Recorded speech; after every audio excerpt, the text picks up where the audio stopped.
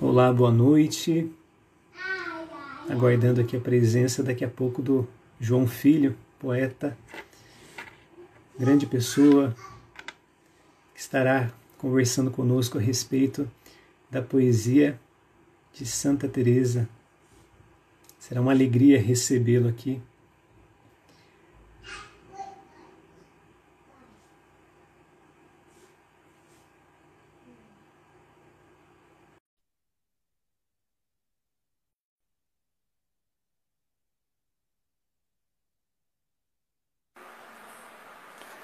Olá, João. Olá, tudo bem? Tudo bom, professor? Tudo bem, graças a Deus. Uma alegria, viu, João?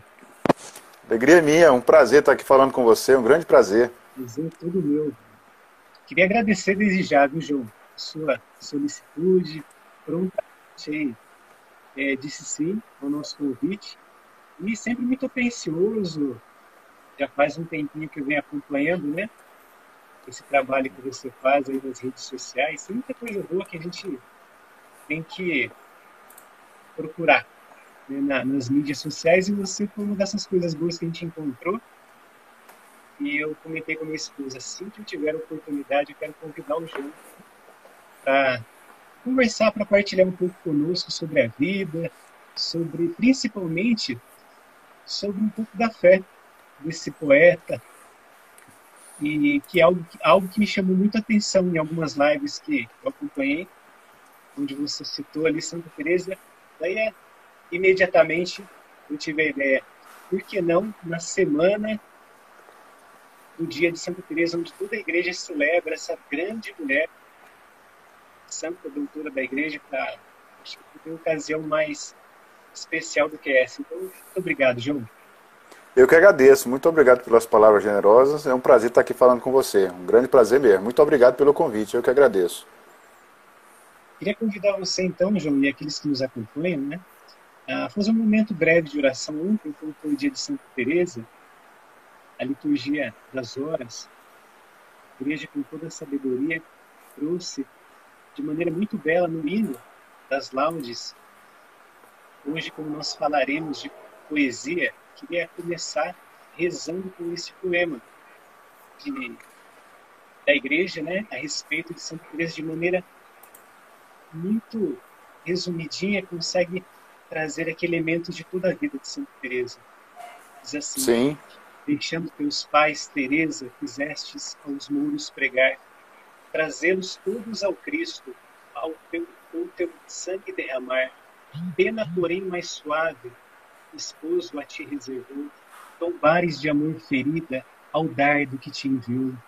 Acende, pois, nossas almas na chama do eterno amor.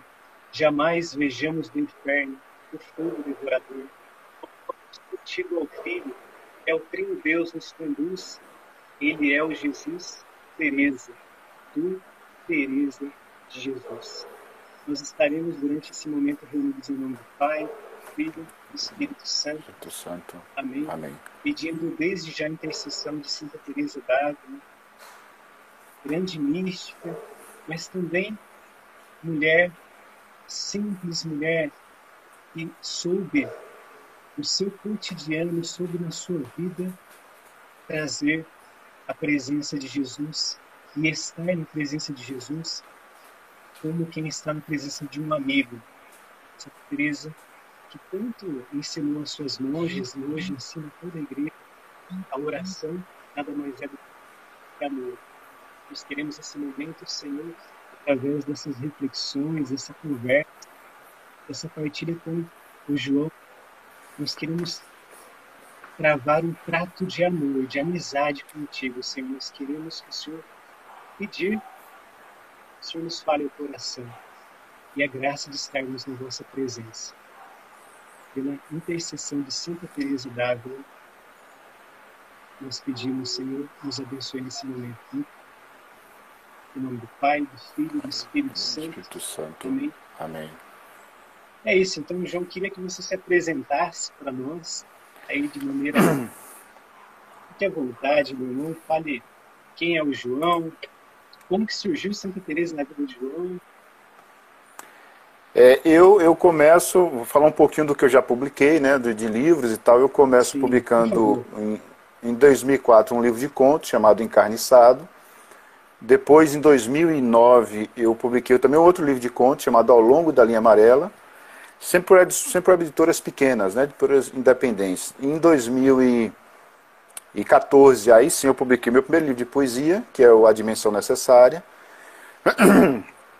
Em 2014 também eu publiquei um livro de crônicas, que faz parte de uma coleção de 12 cidades brasileiras, né? Cada autor foi convidado para escrever sobre uma determinada capital brasileira. E eu fiquei com Salvador, apesar de não ser soteropolitano, eu sou lapense, eu sou de Bom Jesus da Lapa, que é interior da Bahia, né? Fica ao lado do Rio São Francisco. É um pouco distante de Salvador, é a região do semiárido, né? Mas foi um livro de crônicas, e em 2017 eu publiquei o segundo livro de poesia, que é O Alto da Romaria, que aí é realmente voltado mais para... Eu uso, pelo menos a intenção foi essa, né? Usar o território da cidade, que é uma romaria em termos brasileiros, históricos brasileiros, é uma romaria já longeva, deve ter já 330 anos de romaria, né? O Brasil aí tem 500 anos, então já é mais da metade da própria vida brasileira. E é uma romaria assim que aparece em vários livros, aparece em livro, por exemplo, um dos primeiros livros de história do Brasil, de Sebastião da Rocha Pita, a História da América Portuguesa, ela já aparece, né? A romaria já existia porque ela existe desde 1691, né? Com a ida daqui de Salvador para lá para o interior, do monge, o monge Francisco de Mendonça Mar, e ele leva a imagem e começa, e através dessa ida dele, e desse recolhimento dele nessa gruta, é que começa a romaria, a devoção ao Bom Jesus da Lapa. Então eu pego um pouco dessa história toda, desse catolicismo popular, e tento transformar em poesia. E aí, este ano eu publiquei também o meu último livro, que é Um Sol de Bolso. Então, assim, de livro é mais ou menos isso, eu participei de muitas antologias de contos, de poesia, tive um livro inteiro traduzido para o espanhol, essa coisa toda, né? Mas o encontro com Santa Teresa desde logo muito cedo, mas eu não era católico, né? O encontro foi mais com a poesia. E minha família era católica, mas muito cedo. Eu me lembro que entre os 5 e 6 anos eles já estavam, minha família e meus pais, né? Já foram para o protestantismo, para a congregação cristã no Brasil. Eu fiquei dentro da congregação e tal, você vai onde a criança não tem escolha, vai onde o pai leva, né? E aí, a partir de 2008, mais exatamente a partir de 2006, quando eu conheço minha mulher, né, a Alex Leila, e aí ela, católica, mas um pouco distanciada da igreja, nós fomos lentamente voltando, bem lentamente voltando, e nos casamos em 2016, aí já casamos dentro da igreja. E de lá para cá é só tentativa de não ser tão idiota e tão pecador, né? A história é mais ou menos essa. Que maravilha, Júlio. Júlio, é interessante que a história de Santa Teresa, né, e a pessoa de Santa Teresa, ela interessa não só a católicos, né? Sim. Ela interessa a intelectuais, a pessoas. Eu conheço pessoas que não são católicas, mas que têm grande interesse por Santa Teresa, até mesmo por causa da humanidade, dessa questão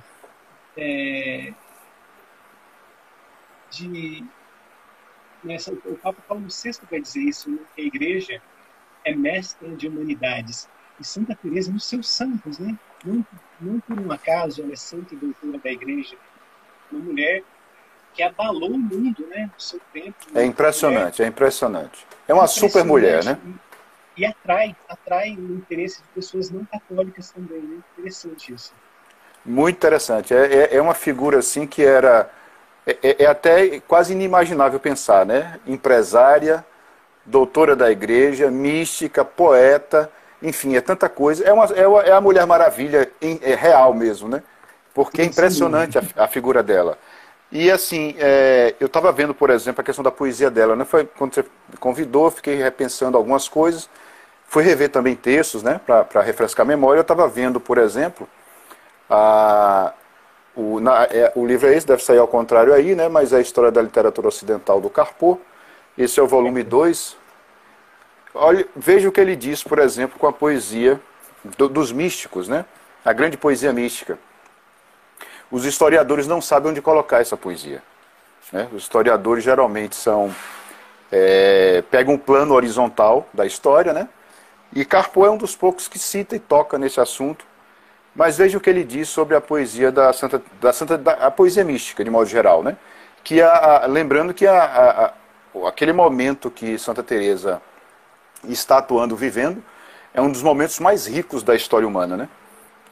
Tanto que ali deu o século de ouro espanhol em todas as áreas, A da poesia, da prosa, da mística, das humanidades de forma geral, das artes. É um negócio absurdo, né? Na política. E isso não só na Espanha, mas no Ocidente como um todo.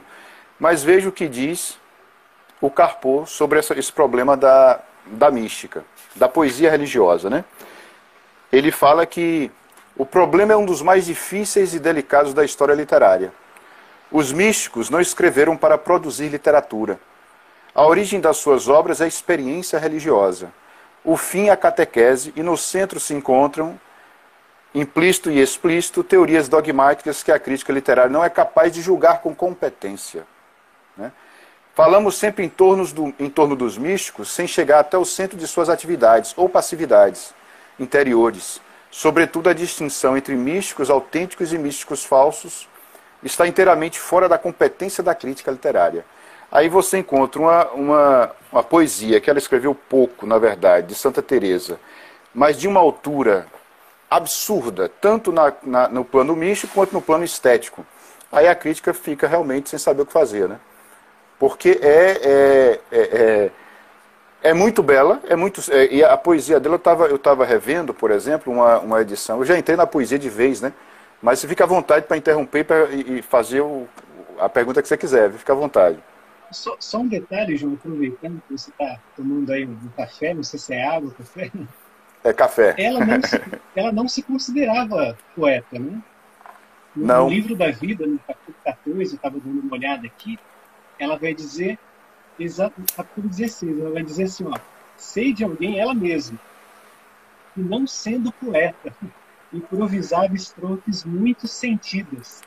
Olha que interessante, declarando o seu penar, não usando para isso o intelecto. Maravilhoso, né? A humildade da santa muito humilde, muito.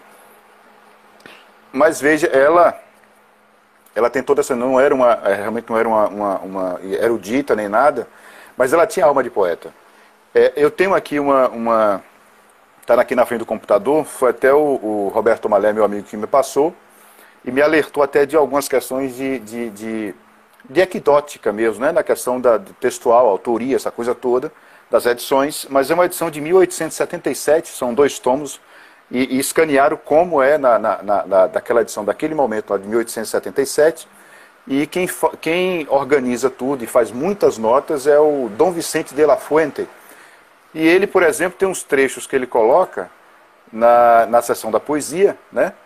Ele diz, por exemplo, como ela era uma pessoa alegre e conseguia improvisar a poesia. Ele não fala exatamente de improviso, mas dá para subentender que ela conseguia, no momento ali, improvisar coisas impressionantes. As chamadas coplas, né? Que no nosso caso são as trovas, né? As trovinhas e tal. Mas mesmo nas trovas de improviso tinha a perspectiva divina. Tem um trechinho aqui que eu vou ler para você.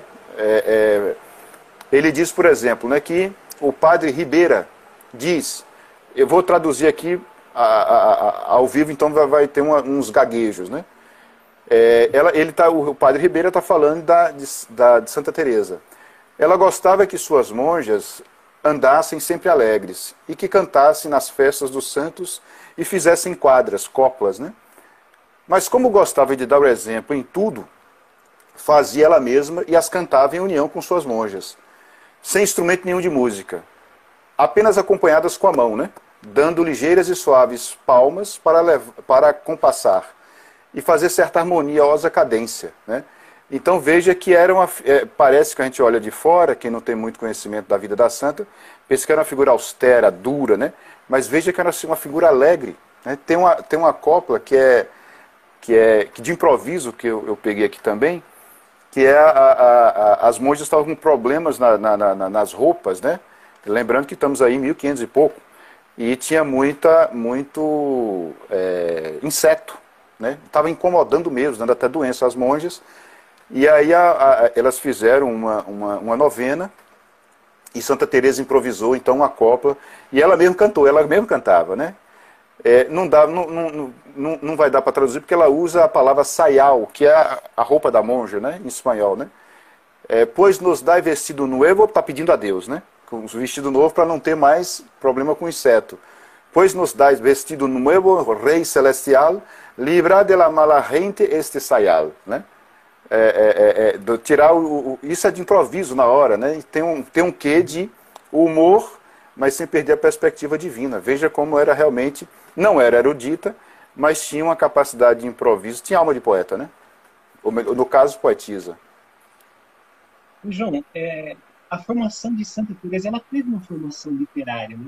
O livro da vida vai dizer ali que ela cresceu em meio aos livros, aos romances de cavalaria. Então, ela teve ali também uma base, pelo menos um contato com a literatura que talvez tivesse potencializado essa alma de poeta, digamos assim.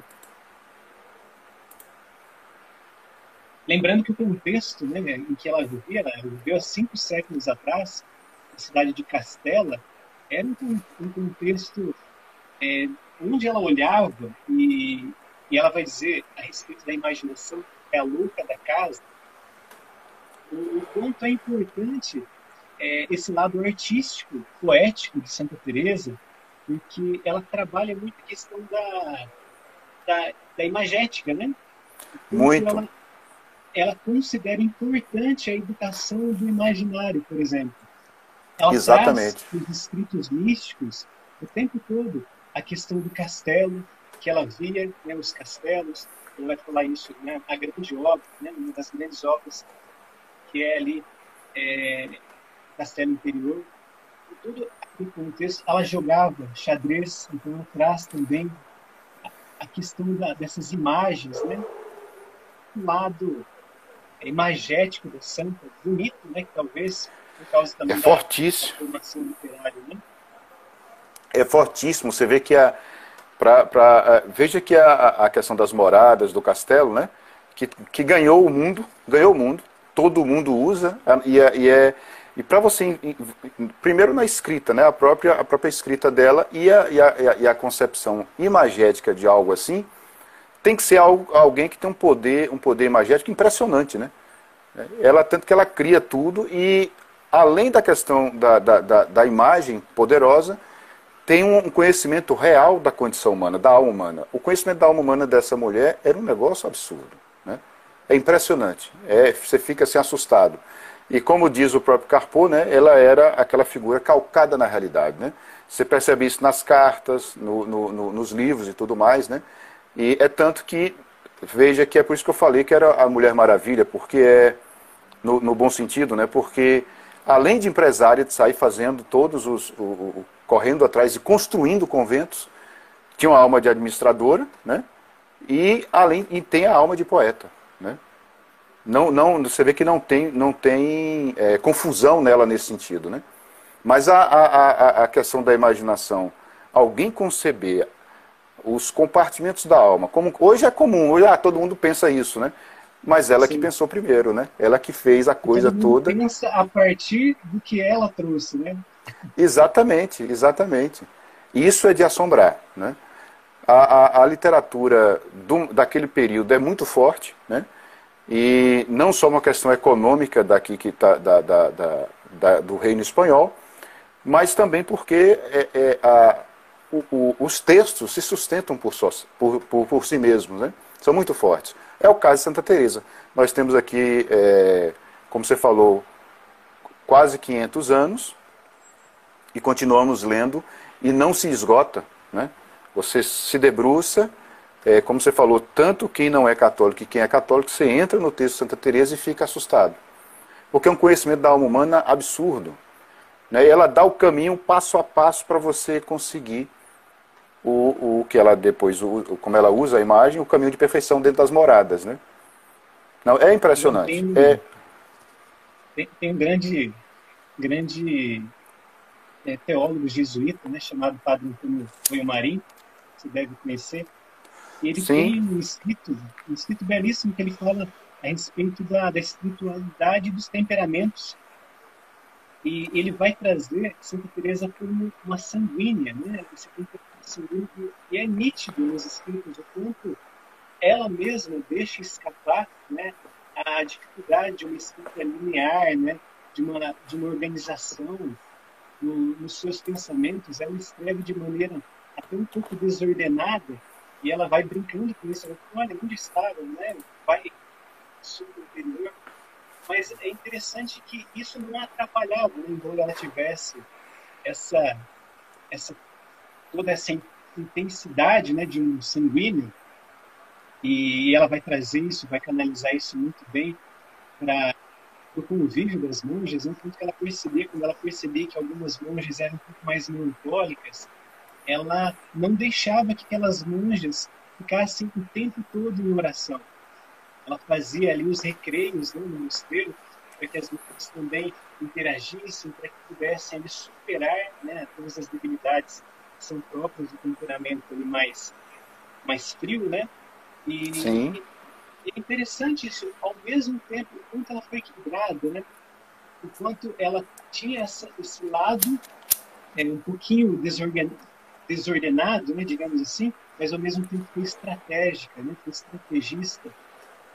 Conseguiu ali fundar mosteiros em lugares estratégicos da Espanha.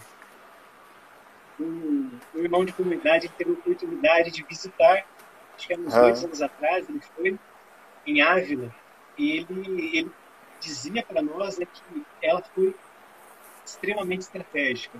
Ela pensou cada mosteiro fundado ali de maneira muito inteligente. Aqui colocarei um mosteiro porque é um lugar em que tem um fluxo grande de pessoas, provavelmente conseguiremos ter uma renda que vai nos ajudar a sobreviver. Aqui colocarei um mosteiro por causa dessa necessidade local, essa empresária, essa empreendedora que você... Empreendedora.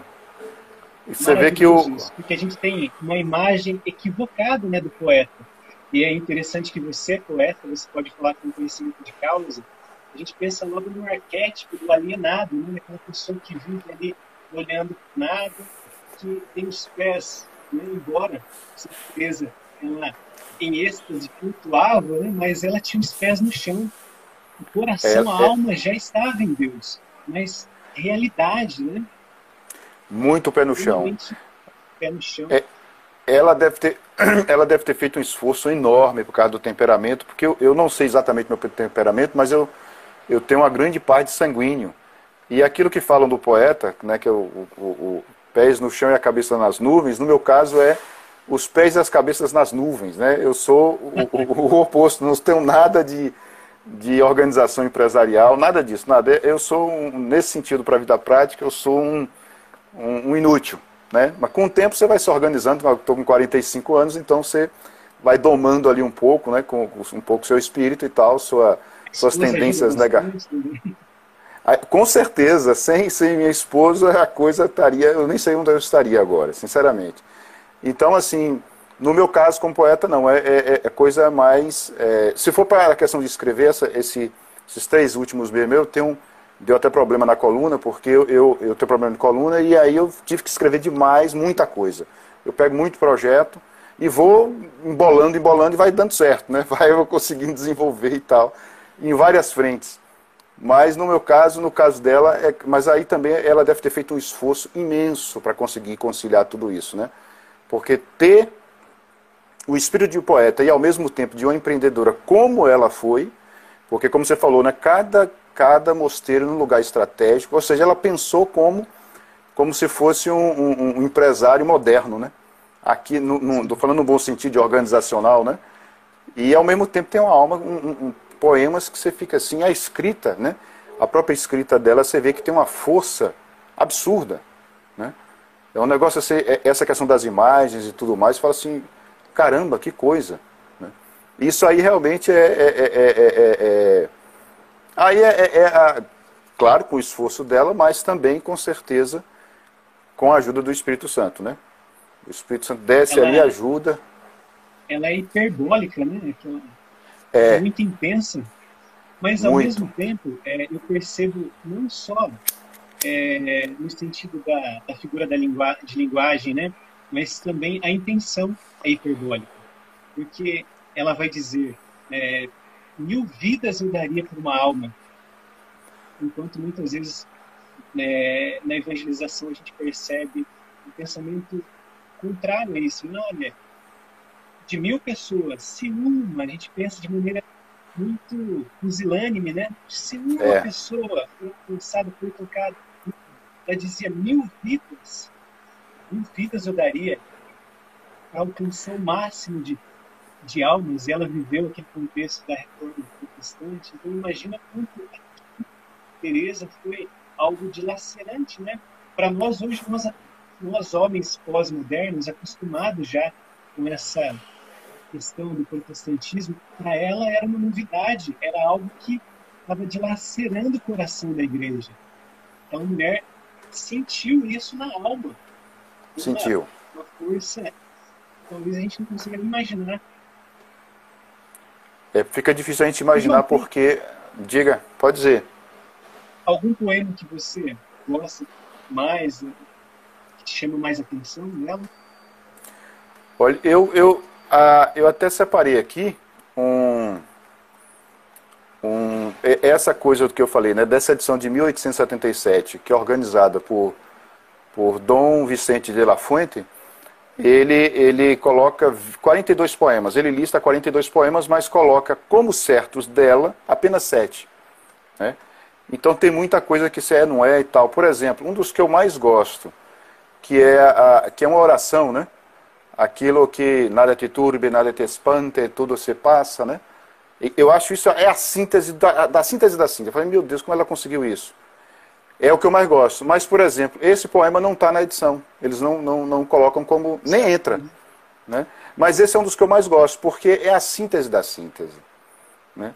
É uma coisa assim, como ela consegue um negócio tão simples, claro, com toda a vida religiosa, toda a vida de oração, né, de penitência e tal, mas também com a síntese poética, né?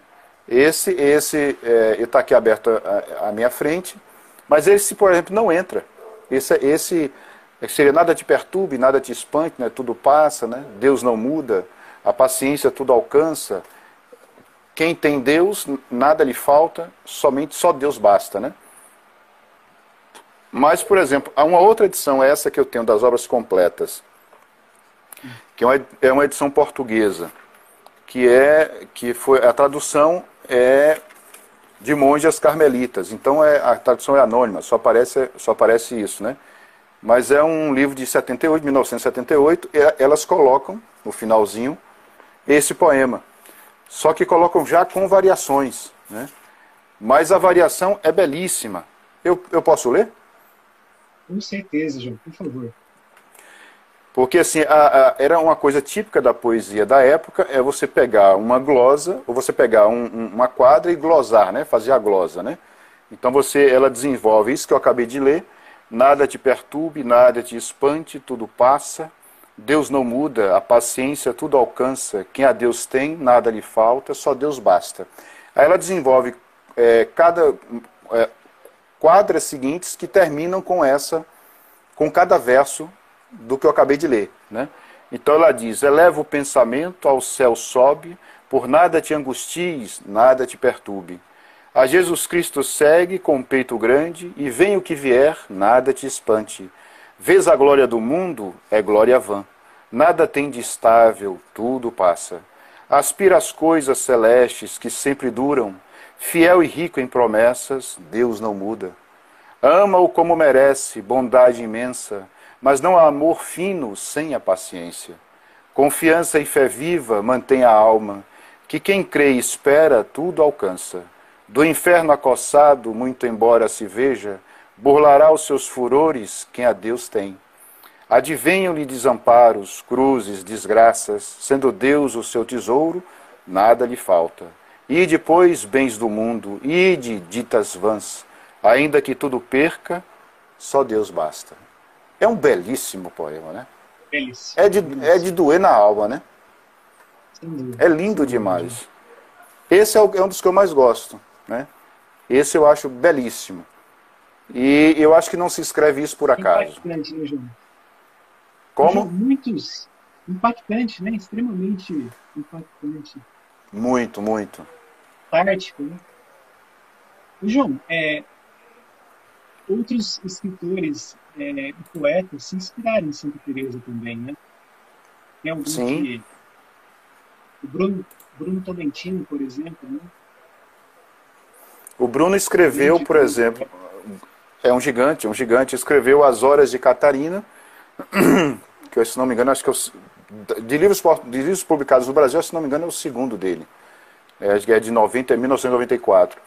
Tem uma seção toda, que é o miolo do livro, que chama-se nada mais nada menos de Castelo Interior, né? Então, é como se ele meditasse ali nas questões que Santa Teresa levanta. Mas tem outros também que eu não vou me lembrar agora. Mas muitos poetas se inspiraram, muitos poetas, né? Há muitos poetas místicos, né? O próprio Carpo cita vários. Tem um grande poeta, por exemplo, que não é exatamente místico, mas religioso, Frei Luís de León. Esse eu conheço bem a obra, eu tenho até aqui em algum canto. Esse é um outro grande, tem muitos outros, né? Mas essa síntese, veja que ela usa da expressão popular e faz poesia em altíssimo nível, né? Isso que eu acabei de ler, por exemplo, né? Então, eu cheguei a escrever alguns poemas não inspirados em Santa Teresa, mas aqui em Salvador, estou em Salvador, tem um museu que é a antiga igreja, acabou virando museu, que é a Museu de Santa Teresa d'Ávila, né? Igreja e Museu de Santa Teresa d'Ávila.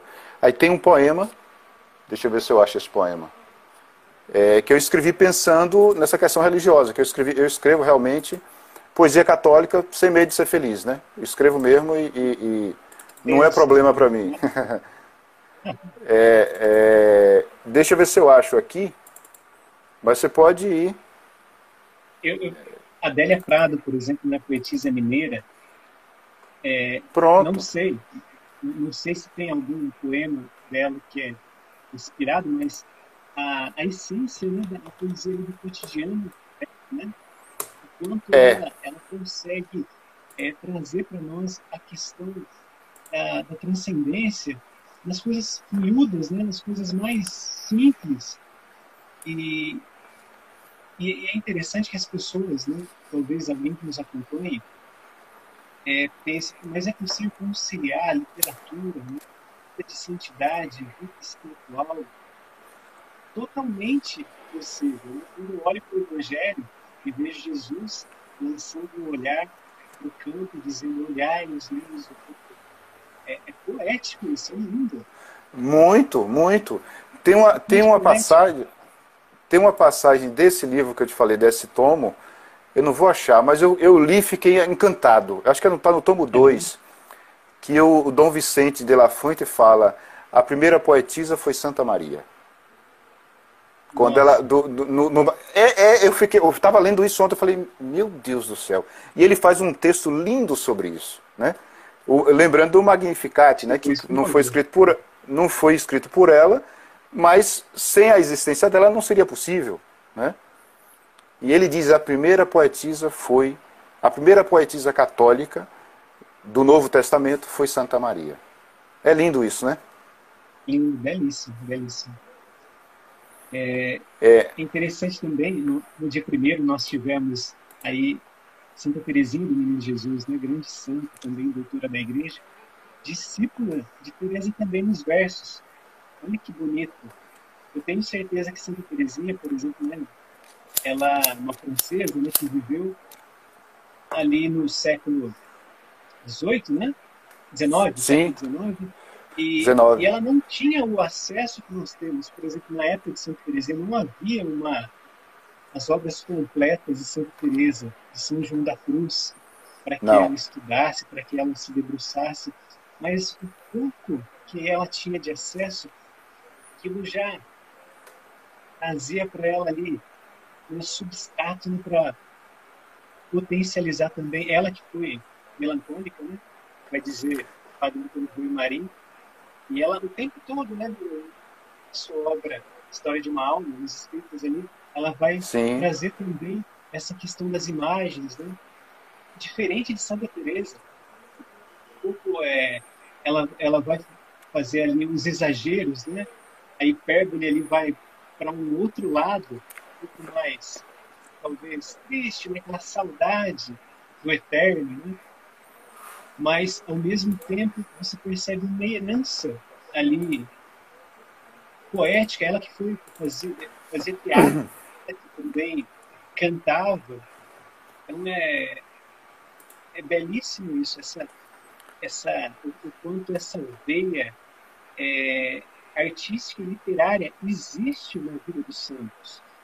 Existe. Recentemente eu concluí uma biografia de São Bernardo de Claraval, que foi também um grande místico, né? Doutor da igreja também, o quanto aquele homem conseguia, né? Um homem solicitado pelo Papa, né? Chamado a pregar as cruzadas, um homem que o tempo todo precisava sair do seu convento, mas estava ao mesmo tempo ali num claustro ali particular, mesmo em meio à multidão ele conseguia se recolher. Então Santa Teresa ela vem trazer isso para nós através dos seus poemas, não só pela estética, mas nós queremos abordar aqui a questão também da santidade, o quanto ela declara que é possível ser santo e que a gente encontra santidade também na arte, nas obras literárias. Né? Isso é maravilhoso. As grandes obras literárias é uma abertura para a beleza, e a beleza é a união de justeza e bondade, né? A modernidade e pós-modernidade perdeu a questão da forma e tal, e perdeu também a questão da beleza, mas você vê, você entra mas existem muitos poemas e muitas obras de arte na modernidade que tocam nisso e tocam de forma belíssima, né? Então a obra de arte pode dar caminhos para você conseguir achar o sagrado, né? É possível fazer isso. E às vezes nem diretamente, às vezes indiretamente, né? Eu tento, dentro dos meus limites, dentro das minhas limitações, fazer um tipo de poesia católica, e nisso eu não estou só, né? Podemos citar aqui no Brasil o que é uma novidade naquele momento, como eu já falei numa live, o Alfonso de Guimarães, né? O grande poeta simbolista, o próprio Manuel Bandeira, o crítico e poeta, o grande poeta e tradutor Manuel Bandeira, fala que naquele momento a poesia de Alfonso de Guimarães, trazendo todo o universo católico para o poema dele, era uma novidade, né? Eu até sempre indico, quem já ouviu falar isso já deve estar cansado, mas eu sempre indico, por exemplo, O Setenário das Dores de Nossa Senhora. É um livro assim de deixar você em êxtase. É lindo, lindo, lindo, né? E também você tem outros poetas ao longo do século no Brasil. Tem o Jorge de Lima, tem uma parte da obra de Murilo Mendes, né?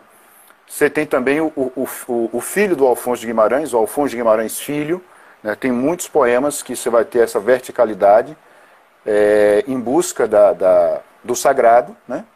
E o Tião está perguntando, Tião, meu querido amigo, tá perguntando, Murilo e Jorge de Lima também, exatamente. Uma boa parte da obra dos dois, não é toda a obra, mas uma fatia grande aí da obra de cada um.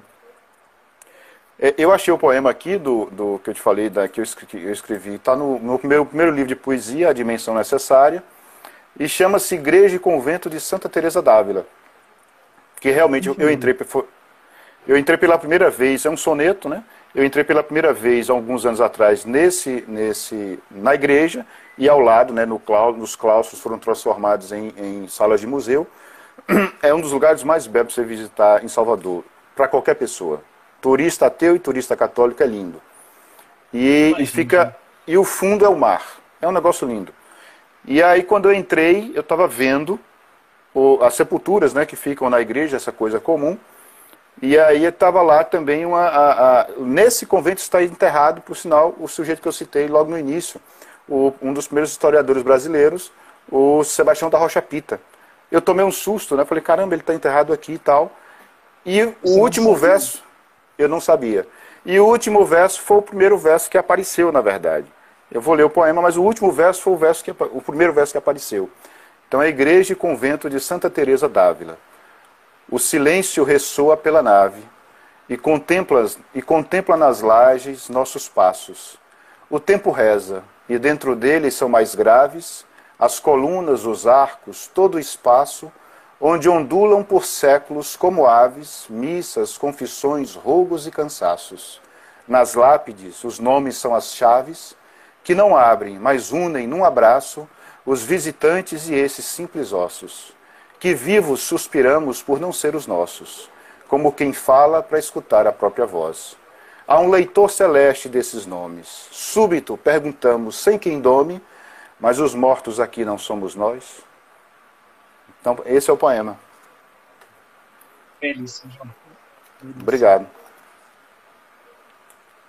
João, eu fico imaginando, né, as escolas hoje, o quanto os grandes escritores, né, eles estão sendo deixados, graças a Deus, o terceiro também tem se levantado aí, pessoas muito bem intencionadas, trazer à tona esses grandes escritores e poetas, e não poderia ser diferente com os místicos. O próprio São João da Cruz, na Espanha, ele é tido como um grande poeta. Mas é um grande poeta. Até porque não é católico, né? Ele é o patrono dos poetas, mas considerado não pela Igreja Espanhola, mas sim pela Real Academia Espanhola. E isso é maravilhoso, né? Isso é maravilhoso. Mas é um poeta imenso mesmo. É um poeta impressionante, né? Esse, então, é místico mesmo. Esse aí é a alma unida a Deus e o que eu costumo dizer, né? O vulgo não entra. Porque realmente é muito simples. Fazer uma próxima live sobre São João da Cruz, hein? Fica à vontade, será um prazer participar, será um prazer. Mas ele realmente é um gigante. E ele, assim, não satisfeito em escrever os poemas, ainda escreveu a explicação mística para o caminho de cada poema, né? Na obra completa você encontra exatamente isso. É realmente E interessante que os dois eram amigos, né? A Santa Teresa chamava, porque o São João da Cruz, ao contrário de Santa Teresa, era um erudito. E a Santa Teresa chamava ele de forma brincalhona, meu pequeno Sêneca. Que ele era mais... De baixa estatura, né? E ele era mais novo que ela, né? Ele aprende muito com ela, na verdade, né? João, posso... muita ousadia da minha parte, né? Mas eu vou ler aqui. Posso tentar declamar um poema? Fique à vontade, fique à vontade. Claro. Eu não poderia deixar de lê-lo, né? Vou tentar aqui uma tentativa de declamação, porque a minha comunidade, talvez tenha alguém, estou vendo que a Ana Paula está aqui, minha irmã de comunidade está acompanhando, esse poema aqui é muito importante, é muito caro para nós. É o poema Nas Mãos de Deus, a poesia 2 das obras completas. Se você tem aí, Fábio. Se você tiver, por favor, leia para nós. Eu acho que eu não tenho, eu tenho só em espanhol. Em espanhol? Mas leia, fique à vontade, leia. Vou tentar aqui, Nas Mãos de Deus. Sou vossa, sois o meu fim. Que mandais fazer de mim? Soberana majestade e sabedoria eterna, caridade a mim tão terna, Deus uno, suma bondade, olhai que a minha ruindade, todo amor nos canta assim. Que mandais fazer de mim? Vossa sou, pois me criaste, vossa porque me remiste, vossa porque me atraíste, e porque me suportastes, vossa porque me esperastes, e me salvastes por fim. Que mandais fazer de mim? Que mandais, pois, bom Senhor, que faça com o vil criado, qual o ofício que haveis dado a este escravo pecador? Amor doce, doce amor, Vede-me aqui, fraca e ruim, que mandais fazer de mim? Eis aqui meu coração, deponho na vossa palma, minhas entranhas, minha alma, meu corpo vivo e perfeição, doce esposo e redenção, a vós entregar-me vim, que mandais fazer de mim?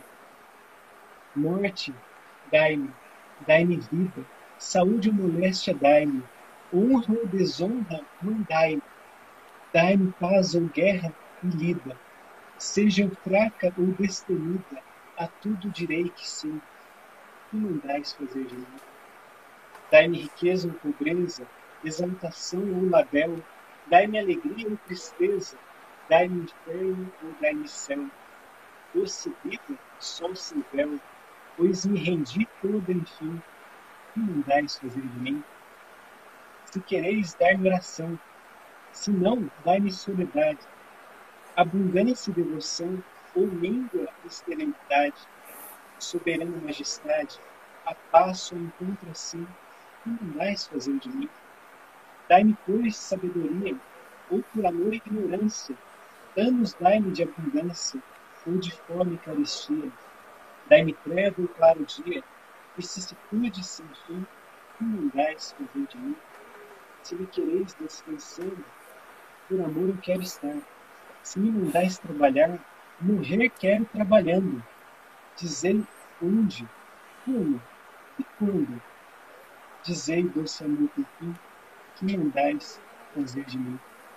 Dai-me calvário ou Tabor, deserto ou terra abundante, sejam como Jó na dor, o João sobre o peito amante, seja vinha luxuriante, ou se quereis vinha ruim, vais fazer de mim?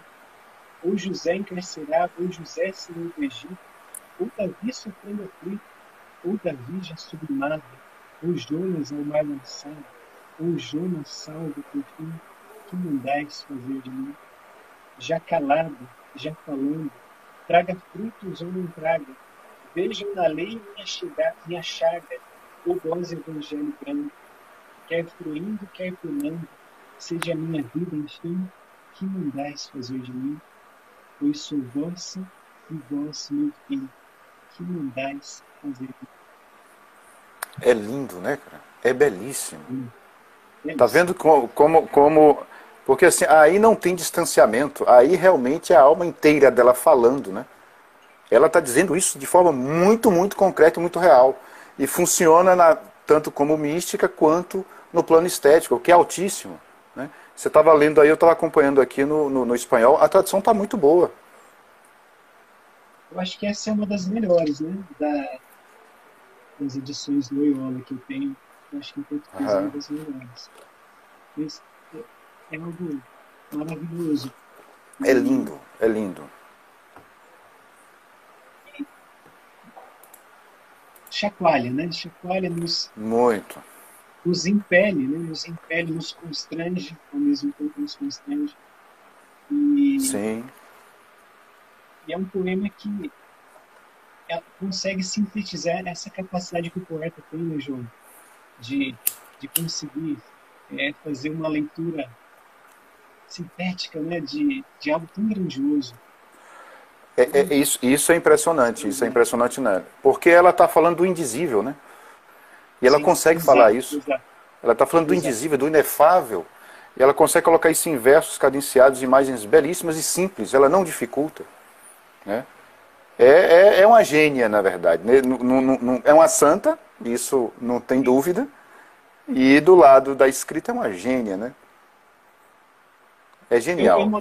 eu modestamente penso, João, que além da, do estado de santidade que ela é provavelmente já sétima morada aqui, né? Teve também a graça de conseguir transparecer em versos isso. Porque muitos Sim. santos foram grandes místicos, mas essa capacidade de trazer para nós, olha, é isso, né? De modo que você, lendo, você se sente impelido, preciso experimentar isso, né? Uma pessoa que tem um pouco de fé, um pouquinho de fé, ela vai olhar para isso e dizer, é possível É, viver isso. É possível, é possível. Não é fácil, né? É uma caminhada longa, porque somos muito imperfeitos, mas é possível, né? É possível. Manter mesmo a prática, né? Eu uso prática com muitas aspas, para não achar que é uma coisa mecânica, não é isso. Claro que você vai rezar o terço, eu volto e meia quando estou rezando o terço, eu penso isso, né? Eu rezo o terço todos os dias, né? É o mínimo que um católico pode fazer. E eu vejo, pessoal, a reza é uma repetição, né? Para mim, nenhuma daquelas contas se repetem. Cada uma é nova. É como um novo dia, né? Não vejo, não consigo assim, repete. Eu falo, não vejo repetição. Primeiro que você não é o mesmo quando você está dizendo, né? O coração tem que estar unido com a voz, né? Isso requer primeiro uma bênção do Espírito Santo para você conseguir isso, né? Eu venho de uma vida muito tumultuada, muito errante, né? Então para mim é até um pouco mais difícil. Então não vejo como ser uma repetição simples, uma coisa mecânica. É claro que tem dia que você não está pior do que os outros dias, né? É normal, somos assim mesmo. Mas não dá para repetir, né? Não é uma repetição. Cada conta é uma conta nova. Isso que você está falando é muito bonito, porque Santa Teresa ela vai dizer isso, né, nos escritos. É importante ter consciência com quem nós estamos tratando. Exatamente, exatamente. É Deus, é o próprio Deus, é o sumo bem, é Deus de maneira justa, ela vai chamá-lo de soberana majestade. Né? Eu sei com quem eu estou tratando. Isso é maravilhoso. É maravilhoso. Cada Ave Maria, fazendo memória, né? Ali, aos dizeres de Nossa Senhora, da Anunciação e da Visitação, contemplando cada mistério, você tendo consciência. E Santa Teresa fala isso na Boneca da Vida a respeito da oração que as monjas fizeram com ela, aquilo que eles fizeram com Jesus, né? Mestre, ensina-nos a orar. As monjas, vendo que Santa Teresa já tinha uma vida real com Deus, elas perceberam que queremos experimentar isso. E Santa Teresa, ela então vai escrever o Caminho de Perfeição, né? Que é outra obra maravilhosa. Né? Interessante que ela não escreveu livros fúteis, né? Todos são obras-primas em todos os planos, né? São livros necessários, todos são livros necessários, né? A questão da humildade, né? Ela começa a obra de maneira assim muito humilde. Deixa eu pegar aqui o comecinho para... E você vê que a questão do artista, como a questão da humildade no artista é um problema seríssimo, que a vaidade o tempo todo está interferindo, né? Mas no caso de um santo, ele chega a determinado ponto que ele não pensa mais nem nisso, né? Isso já ficou para trás, né? Mas como eu não sou santo, então eu tenho que lutar com isso o tempo todo, né? Com a questão da vaidade e tal, né? É um problema. Porque ela está sempre interferindo, ela está sempre enchendo o saco. E é maravilhoso quanto a literatura católica mesmo, né? Sem necessariamente ser uma literatura religiosa, quanto ela fala de virtudes. A gente vai perceber isso não só em poesia, quanto em prosa. Sim. Nos chama a uma vida virtuosa. Eu estou lendo, né, recentemente Don Quixote, estou lendo agora, todo dia eu acordo e leio um capítulo do Don Quixote. Que maravilha. O quanto a gente vê de catolicidade ali, quanto a gente tem uma cena belíssima que eu até me emocionei, João, rapidinho. Tranquilo. Onde ali, no auge dos devaneios ali de Don Quixote, falando, né, a respeito, né, de todos os atos heróicos, né, que eles teriam, e Sancho nos chama para a realidade que esse Don Quixote. Senhor, nós poderíamos escolher uma outra vida, nós poderíamos viver de maneira mais unida a Deus, como os religiosos fazem, ter uma vida de oração. Isso também seria heróico, né? Alguma coisa mais ou menos assim. Don Quixote concorda com si. Essa seria a mais sublime vida. Olha, Olha que tá bonito vendo? isso. Mas Lindo, ele, lindo. mesmo assim, ele fala assim, não, mas eu sou chamado a ser um cavaleiro, enfim, né? Ele continua nos devaneios. Mas o quanto um clássico universal da literatura traz para nós, olha, é esse o caminho, comunhão com Deus, é busca da verdade, é busca do belo, é busca... Sim. Sim. E veja que quem chama a atenção é o Sancho, né? Sim, É o baixinho, o gordinho, o feio, né? Todo sem jeito. Mas ele é que chama essa perspectiva é dele, né? E aí, pensando no Cervantes, Cervantes tinha isso em mente ao escrever essas coisas, né? é maravilhoso isso, né? Cervantes foi um Demais. católico, né? Ele lutou ali a batalha De uma Lepanto, questão né? ali parecida com o Santo Inácio de Loyola, né? Isso. No, nas, Maravilhoso. nas novelas exemplares, o prólogo que é dele, do próprio Cervantes, ele fala, né? É até engraçado ele falando, né? Que ele está tô sem dente, tenho 6 dentes na boca, não tenho uma mão que ele perdeu na Sim, batalha, tô velho. não tem como não rir, né? O tempo É, todo você rindo ali, você e encontra essas passagens belíssimas, né? A inocência, né? Quase é, pueril, quase é. pueril que hoje é tão raro, né? Tão raro. Você E abrir isso um é uma das livro coisas que hoje, mais me comovem, cara. A questão da pureza de alma. Talvez não, com certeza porque eu não tenho alma pura, né? Então, mas perceber a pureza é para mim, eu choro na hora.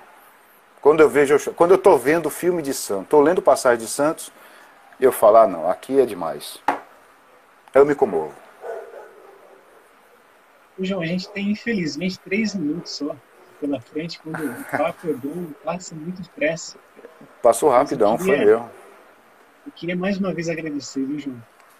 E queria, Muito aí eu que assim, agradeço. depois a gente combina, mas eu queria marcar a próxima para falar de São João da Cruz, para a gente continuar esse papo tão bom Com nessa certeza. partilha.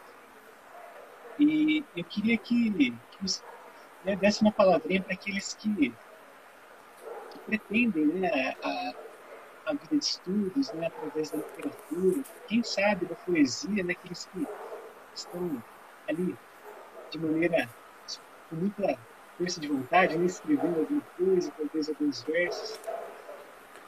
Aponte um caminho simples ali. É possível conciliar com uma vida de oração, por exemplo? Eu posso ler então um poema chamado Por Reza, favor, que tenta unir essas duas nos dê essa coisas. Que alegria. Nos dê essa alegria, João. é um soneto, não está em livro nenhum, mas está circulando pelo Instagram. E diz assim: Reza, esquece que és fracasso e turbação, balança desmedida que se preza e menospreza. Apruma o coração e reza, reza, reza, reza, reza. E esquece que és cansaço e escuridão, que a hora mais volátil também pesa. Faze da ladainha o teu arpão e reza, reza, reza, reza, reza. Dentro do carro à noite sem cenário, desertos ou dilúvios, calmaria, a cada dia conta o teu rosário. O corpo, a voz, o rosto e a volição refunde para a longa travessia. Faze da tua vida uma oração. Amém. Depois de um poema como esse, obrigado, João. Muito obrigado. Eu que agradeço. Deus abençoe, meu irmão. Obrigado mesmo. Deus Amém. abençoe você, sua família. E que a gente possa ter outros momentos como esse. Tá bom. Deus abençoe a todos. Muito obrigado pelo convite. E fiquem com Eu que Deus. agradeço. Um abraço, João. Um abraço a todos que acompanharam. Obrigado. Até a próxima. Tchau, tchau.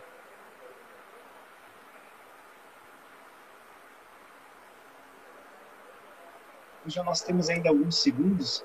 Eu queria aproveitar para para falar para você, rapidinho, né? O João, ele tem um projeto, ele é professor também de poesia. Entra no Instagram do João, João.filho, né, João? Isso. E procura lá os cursos maravilhosos, vale muito a